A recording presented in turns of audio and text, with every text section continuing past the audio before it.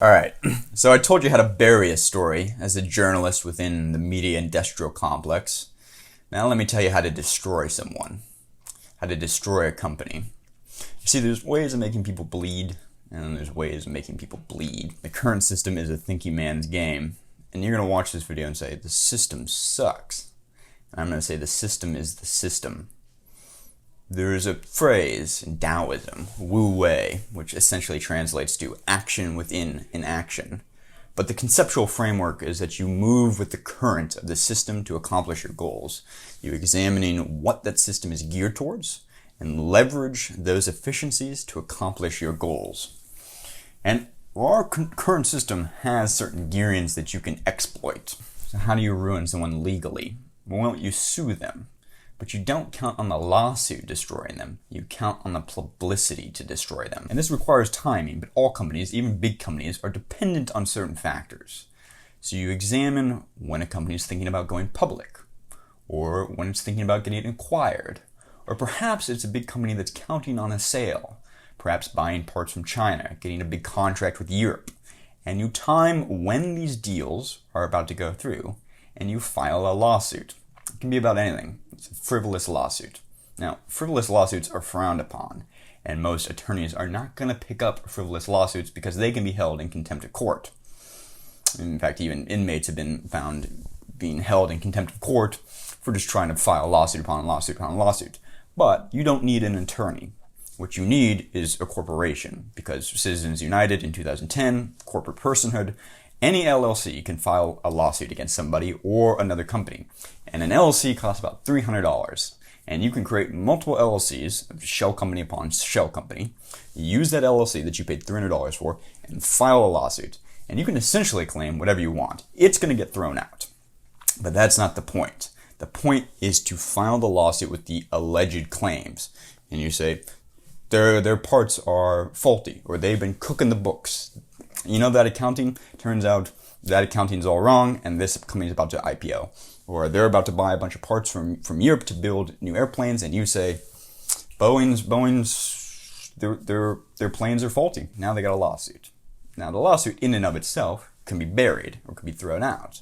But you take that lawsuit with those claims, and then you race around to the media industrial complex, and you use those claims that the media can report on. Because there's a loophole. The media decides what's newsworthy, and a great metric for determining what's newsworthy is a lawsuit.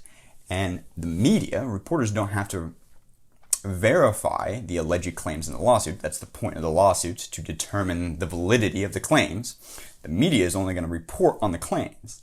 And by the media reporting on the claims, you have a trial by public opinion. We are all subject to the same base instincts. See in the big press that a lawsuit's been filed. Oh, the plane is faulty.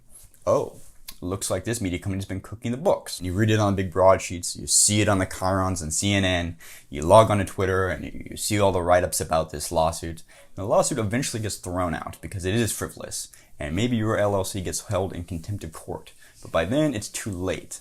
That publicity is usually enough to knock either the IPO from happening, the acquisition from happening, or you've thrown enough controversial fog to stop, say, China from putting in a new purchase order of Boeing jets, and therefore Boeing now is in a deficit and can no longer keep up the company. Now these are just made up examples, but this is done. This calculated maneuver of creating a shell LLC, filing a frivolous lawsuit claim at a specific timing where a company or individual is hinging on a specific deal going through, the lawsuit comes through, then the media picks it up, and it's the media that solidifies the impact of that lawsuit long after that lawsuit gets thrown out.